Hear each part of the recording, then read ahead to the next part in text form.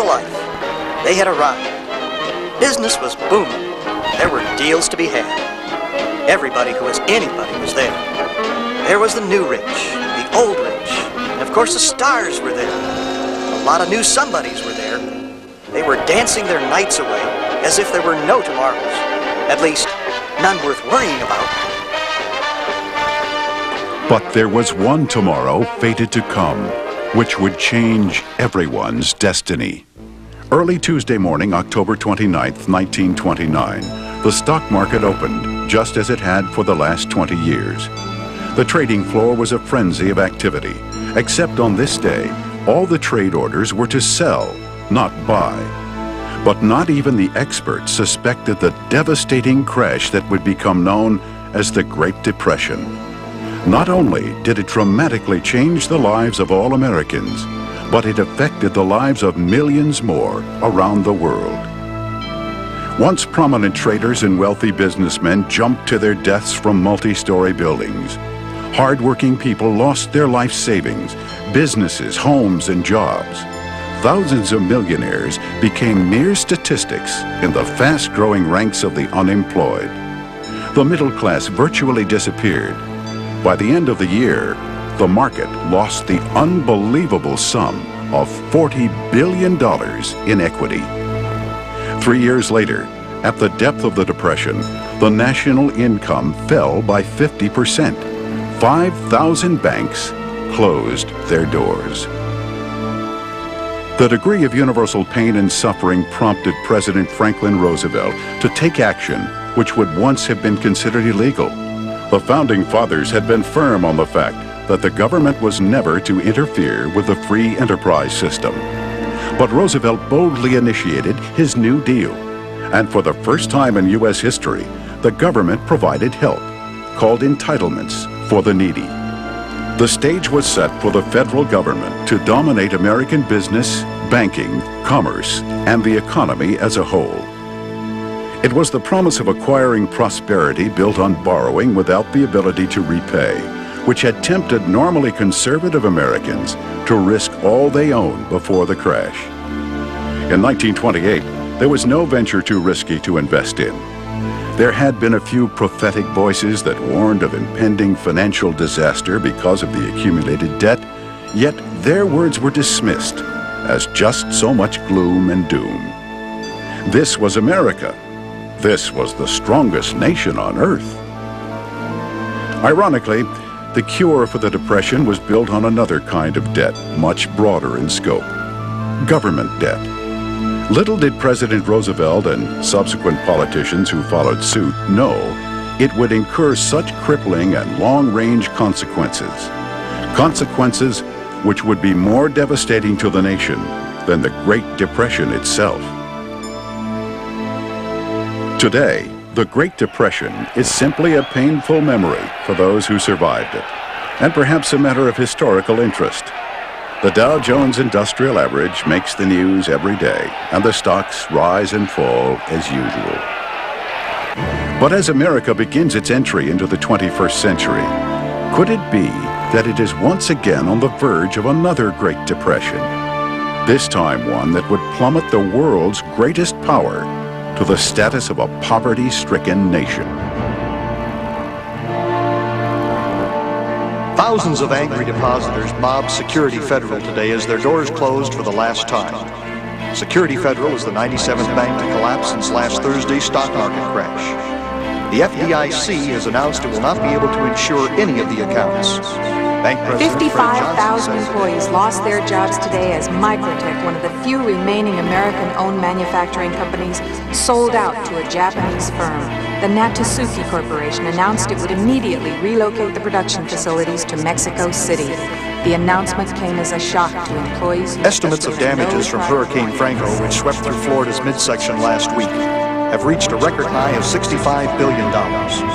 For the first time in U.S. history, government aid will not be available due to the severe economic The death crisis. toll has soared to over 600 as rioting continues to escalate in the nation's 3 largest cities. Law enforcement agencies in New York, Los Angeles, and Chicago have been unable to gain control, citing severe government cutbacks as the cause.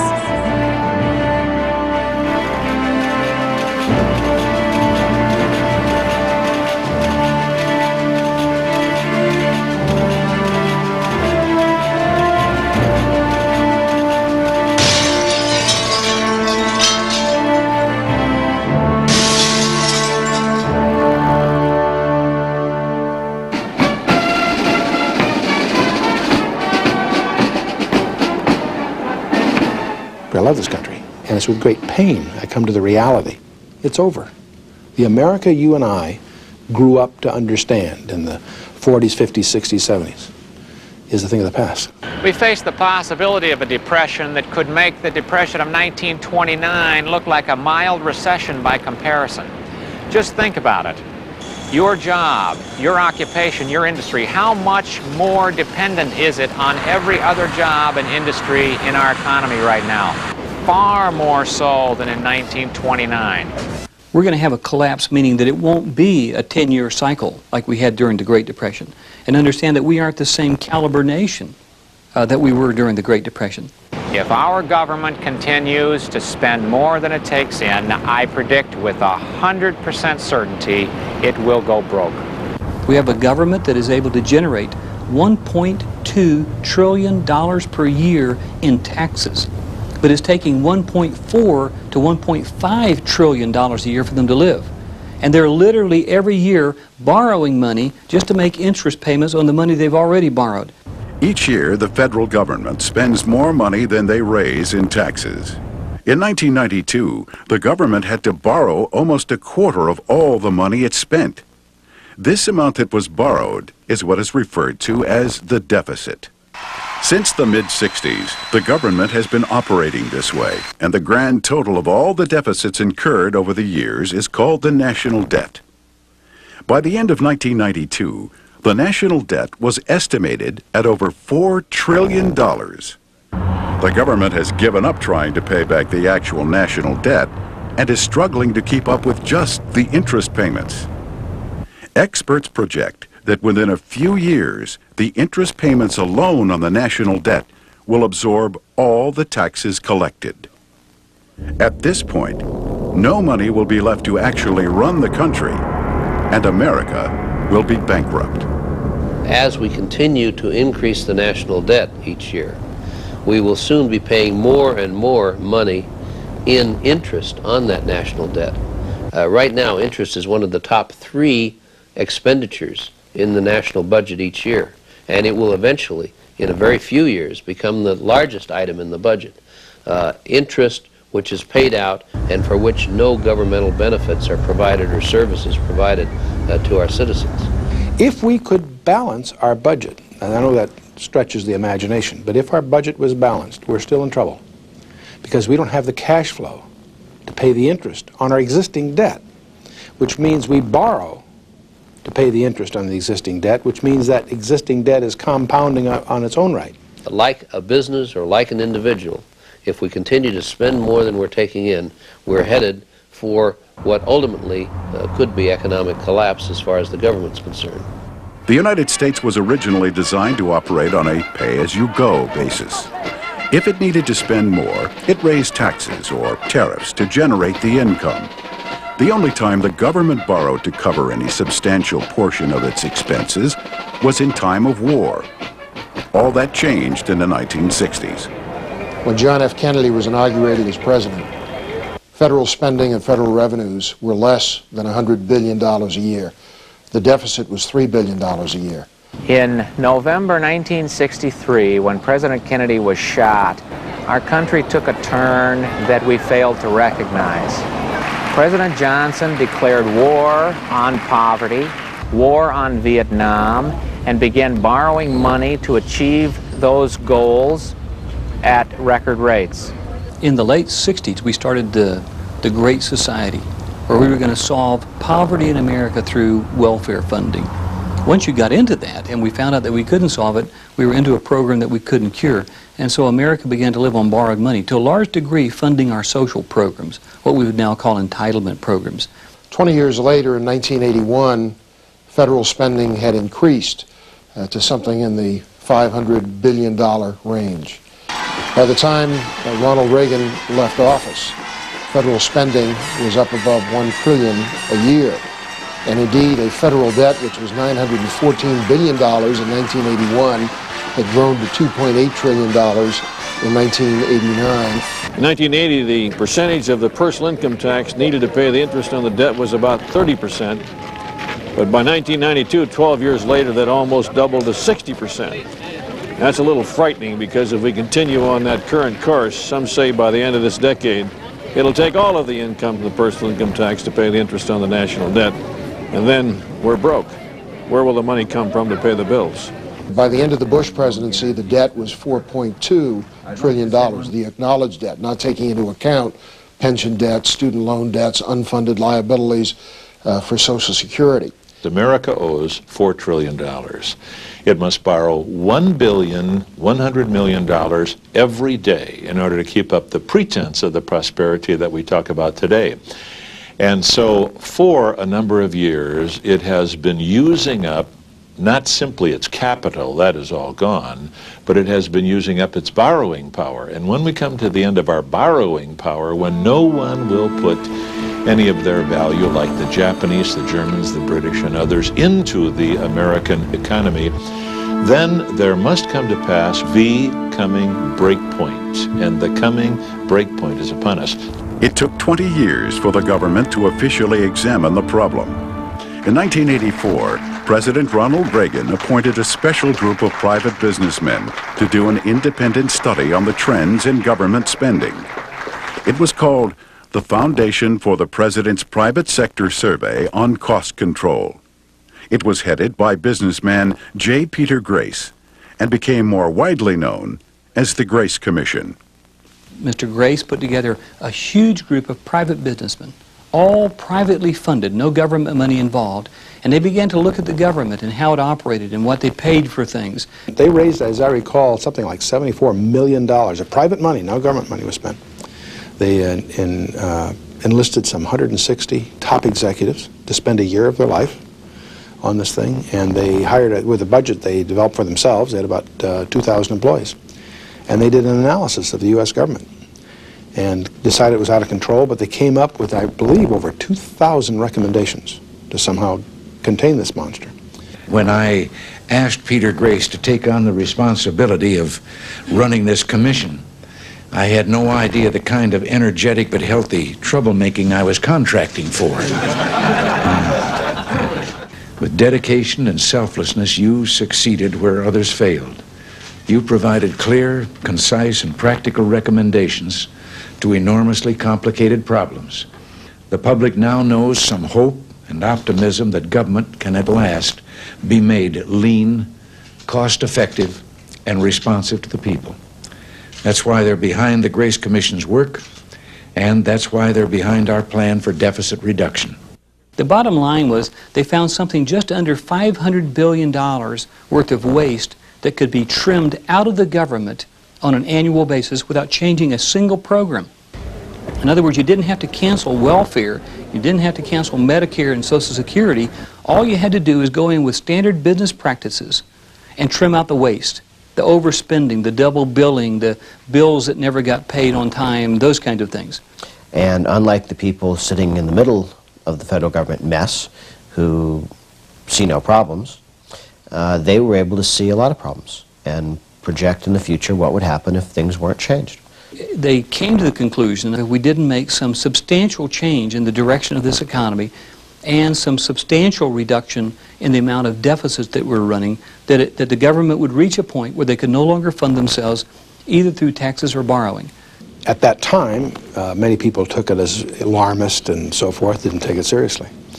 But the shocking thing is now to go back and look at that report and see it track the projections they made for 85, 86, 87, 88, 89 are tracking within a few percent. And what it's predicting is a major, major collapse of this country. It was this startling information that prompted the co-chairman of the Grace Commission, Harry Figge Jr., to co-author a book to alert the nation's leaders, as well as the citizens at large, to make needed changes. It became a New York Times bestseller. One powerful graph in the book tracks the amount of borrowed money the government overspends each year. Although the levels fluctuate slightly from year to year within the various administrations, on the whole, the spending is increasing and will go off the chart within the next few years. Despite the inevitable consequences of this fiscal crisis, Congress continues to accelerate its irresponsible overspending, which further contributes to the national debt. The Gramm-Rudman Act of 1985 made it mandatory for the government to live within its income and to balance the budget by 1991. The Grace Commission tracked the discrepancies between the estimated budgets and the actual spending. Despite the legal mandate, the amounts estimated and spent soared to new heights by 1991. According to the Grace Commission, Congress and the President have been using creative ways to get around the law. One loophole Congress uses is to regularly apply for temporary budget extensions. These extensions were originally designed only to be used in emergency cases. However, their use has now become common practice. Another deceptive practice Congress employs is to siphon the funds out of the Social Security Trust Fund. This allows them to reduce the annual deficit numbers presented to the public. We've been overpaying into the Social Security Fund now for the better part of about 6 or 7 years, and yet it doesn't have a dime in it. It's got a lot of numbers in it. But in truth, the government takes the money out, spends it in the general budget, so they don't have to show that as a deficit, and then substitutes an IOU in the form of zero coupon bond from the government. And since that's called an internal transfer of government assets, in other words, the government says they own the trust fund. Therefore, when they transfer the money out of the trust fund into the general economy, they don't have to show that as a deficit. So it's lies. Another technique Congress uses to mask excess spending is to transfer budget overruns or excess spending into the next fiscal year. This creates the illusion of reduced spending without incurring the pain of actually making cuts. Another effective way the administration and Congress gets around the law is to shift many projects off budget. Examples of that is the post office. Post office government operation doesn't show up in the budget. They found arguments to take it off budget. The Persian Gulf War. No reason for that not to be in the budget. It's not. They find reasons to take it off balance sheet. Many of the entitlements programs, those are the most scary, are also off balance sheet. And if you did this in business, you'd go to jail for fraud. The Grace Commission also found that when U.S. debt is compared to the growth of debt in other countries, it's higher and growing faster than all other industrialized nations in the world. Perhaps the most alarming information is presented in this graph, which depicts the dramatic rise in actual U.S. debt. The predictions since 1985 have incredibly been right on target. And if its tracking record remains accurate, in a few short years, the country will be bankrupt. Americans may get the false impression that the budget is being dealt with because it's talked about in nearly every newscast and election campaign. The truth is that very few have been bold enough to confront or even address the truth about the impending financial crash. In light of the accuracy of the Grace Commission's predictions, why didn't Congress fully support their recommendations? Because it was a Republican issue versus Democrats, and the Democrats controlled the House and the Senate by that time, most of the Grace Commission's recommendations never got implemented. Some of the recommendations that would save a lot of money require a vote of Congress. And every bit of waste in the federal government has a champion somewhere in Congress who sees that not as waste but as a gravy train. There are forces in this country that keep our entire society off balance with the huge budget deficit that is paramount in this country today. While we hear senators and congressmen talk about wanting to solve the budget problem, I don't think they really want to in earnest. Now, the members of Congress know about this spiraling national debt. They know all about it. They're oblivious to it. Some of them don't care. The majority don't care. All they're concentrating on is the next election. 20 years we've been fighting this battle over the budget, and somehow or another, out of all of the brains, out of all of the legal minds in this country, out of all of the people that are running around supposedly the brightest and the best in Washington, D.C., it cannot be solved? No, sir. No, somebody doesn't want it solved. In my opinion, our government is not going to try to do it because the cure is too tough for them to swallow politically. No one I've seen, in the press or elsewhere, deals with the problem quantitatively. They'll arm wave, they deal in platitudes. This is fraud and deceit. It's like an alcoholic who says, I'm going to reduce my consumption. What he really means is, I want to maintain the right to continue drinking. And that's precisely what our leaders in Washington are doing. They talk about reducing the deficit, but what it really gives them is nothing more than the opportunity to continue to borrow money and increase the debt. There's too much government, especially in Washington, and there's too much spending. We could cut out programs, we could cut back on programs, and people have got to quit just looking to the government to solve the problem. That's not the American way. Washington is irrevocably out of control. There are no controls. There's no responsibility. No one's held accountable for the decisions. And to make the decisions to save this country, you guarantee you won't be reelected. So as a result, we are in deep trouble financially. The problem is an almost total disregard for any moral constraints in Washington. They don't feel any guilt about the fact that they spend more of our money than they raise. They don't feel any guilt about the fact that they don't account for our money properly. There are good people in Washington, to be sure, but most of them, like Warren Rudman of New Hampshire or Bill Armstrong of Colorado, have quit in disgust and left the place. And who does that leave running it? People who are willing to borrow and spend to purchase our votes. What do you do when the U.S. government doesn't have the money to pay its bills? There are experts have different theories. You could have a collapse of the government. That's what's happened in other countries.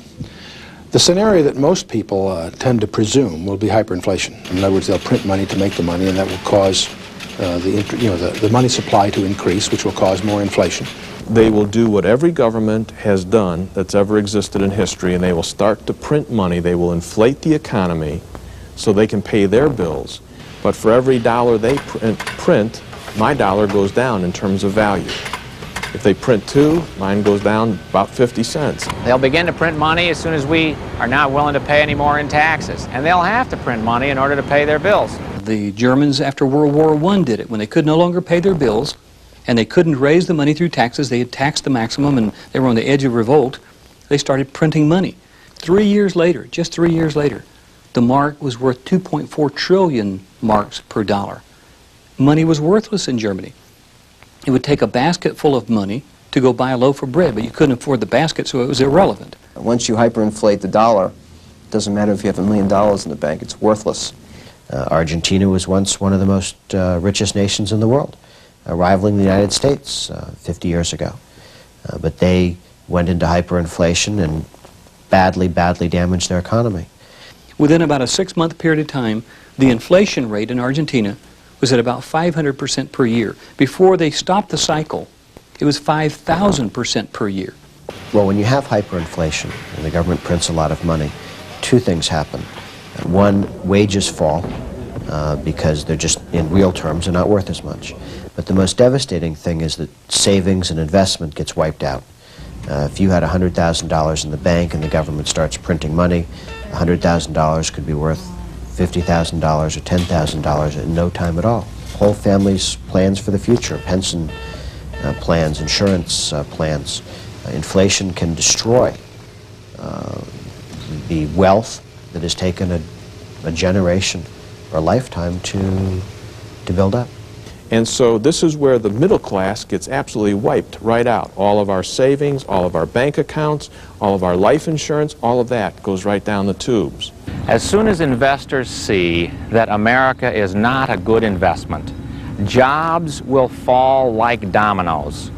Yours might not be the first to go, it might not be the second to go, but there's no question that sooner or later you will be laid off. You will not be able to depend on your government to employ you. You will not be able to depend on any major consortium like General Motors to continue to employ you. I think we're going to have massive defaults with people losing their homes and losing their businesses and everything they've owned.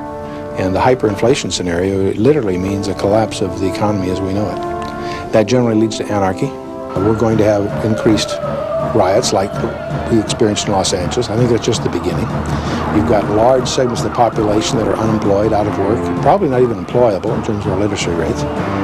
And so you've got the makings of major civil unrest. If they can't maintain law and order, when a verdict comes down that no one likes, how are they ever going to be able to maintain law and order when the actual government that's in charge of the currency has destroyed it?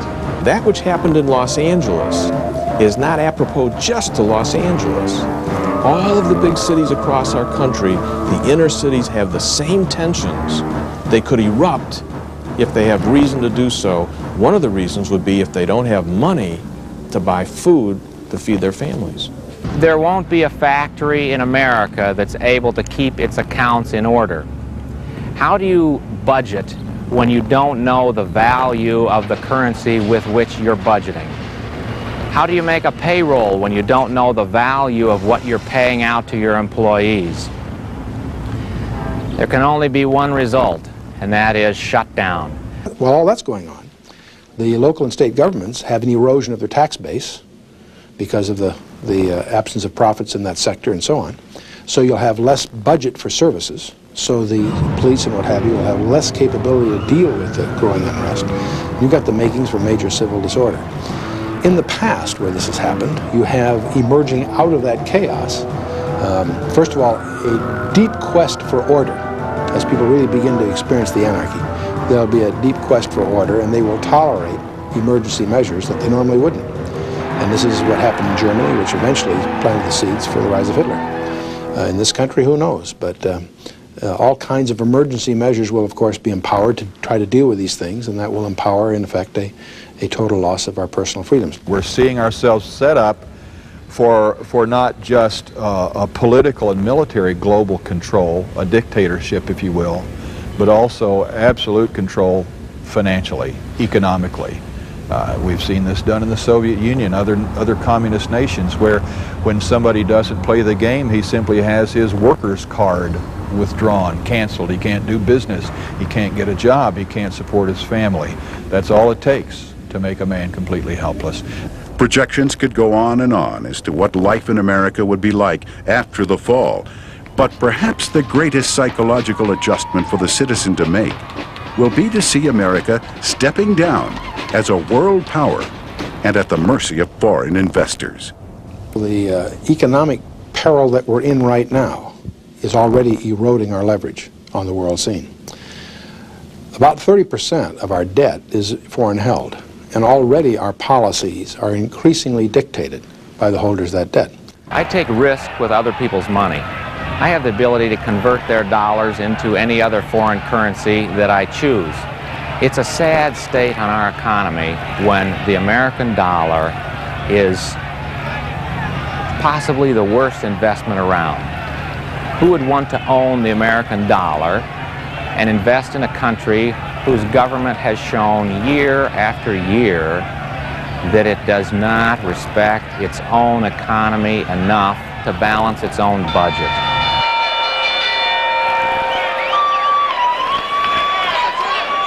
The alarm is sounding, and the hour is late.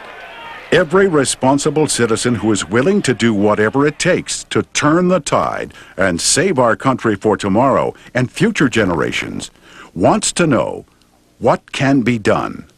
I think it takes a major change in attitude on the part of every American.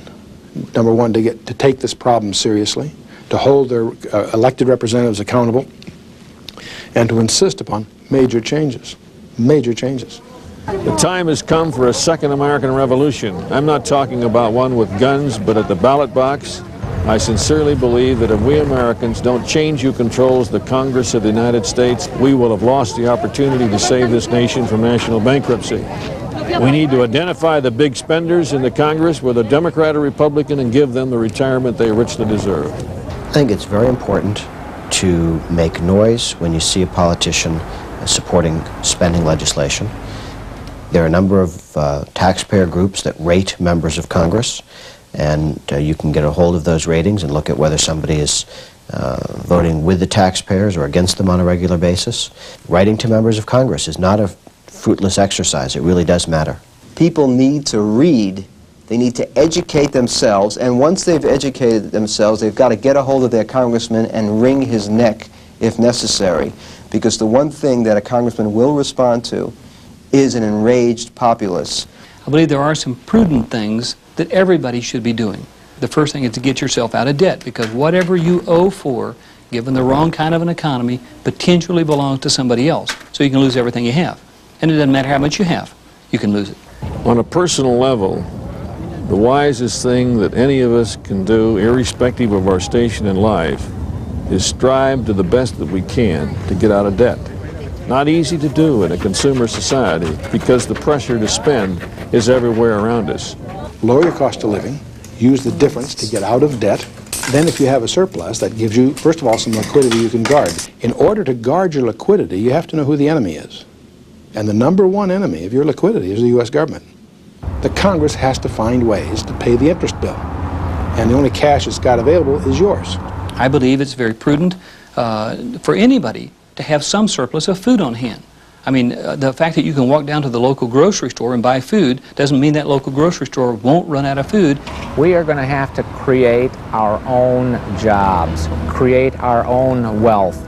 There will be an entire new industry, an underground economy possibly, springing up everywhere. Anyone who can do anything that is of value to anyone else will be able to survive. Anyone who's just dependent on some large corporation for a job to move some numbers around in accounting or do this, some technical skill, is probably going to be out of work. This national indebtedness is really a national symptom of the attitudes that we Americans have come into personally, the personal attitudes we've come into about money, about property, about the lust after comfortable living being the driving force in American society for which we have to spend money to fund this kind of obsession. I know this is going to sound odd, but there's a sense in which this is not a fiscal problem, it's a spiritual problem. If a person can't stand to wait another day to get some material thing he wants, he's going to go in debt to get it. Our government has done it, and we've done it as individuals. There is a need for a spiritual revolution for the people of America to rediscover the Judeo-Christian roots on which the nation was founded. Because this runaway spending, this national debt, is, when you come down to it, is just a spiritual problem or a moral problem. Very simply, where do we who are living today get the moral authority to spend and consume and transfer to an unborn generation the duty of paying what we're consuming today? The reason that the Bible, for example, emphatically rejects this kind of increasing debt as a lifestyle is that it fosters an attitude toward life that you can get something for nothing, that you don't have to be responsible. So the indebtedness is a symptom of a rejection of a responsible lifestyle, responsibility to God. It is part and parcel of our modern American rejection of a biblical way of life. When the American people abdicate their rights to their government, when they look to the government to solve the problem, when they don't address fundamental values, it begins in the home. It begins with the family and with the community.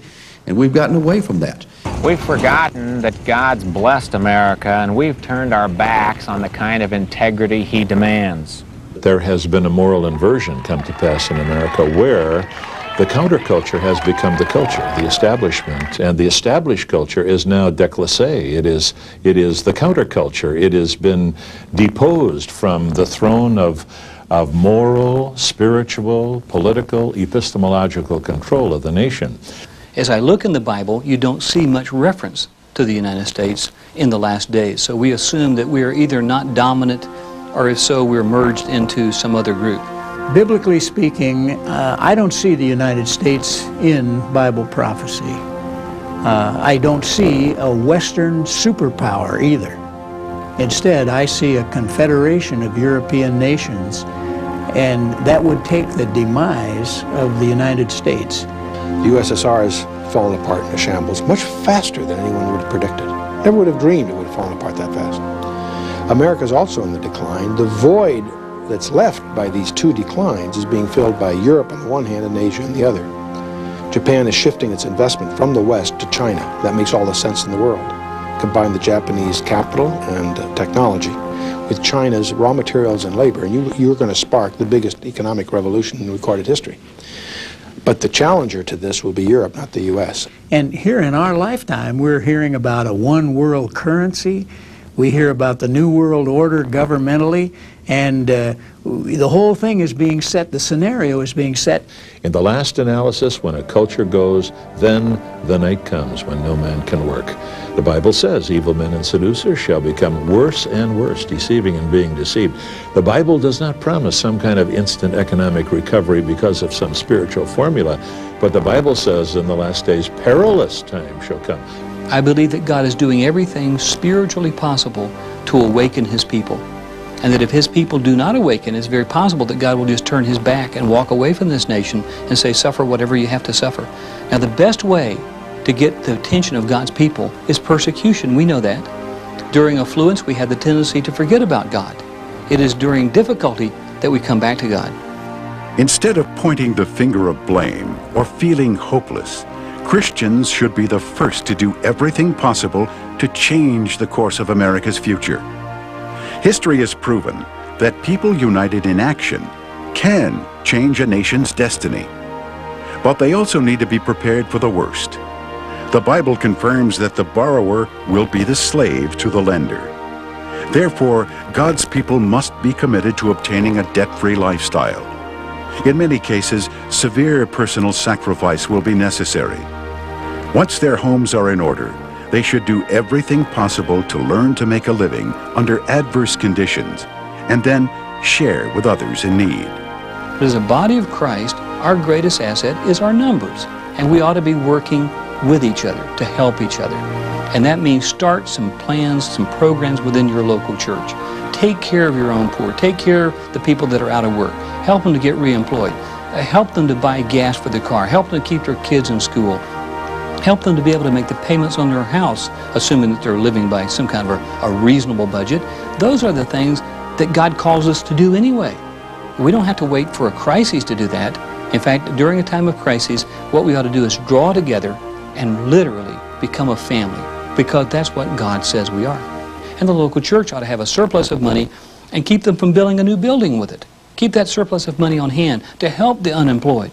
You know, the command to Joshua to choose you this day who you will serve, that's going to be the call to the Church of Jesus Christ. Who will we serve, even when it's dark outside? And hey, we've got to teach our people that we serve the Lord Jesus Christ, before whom one day we will give an account.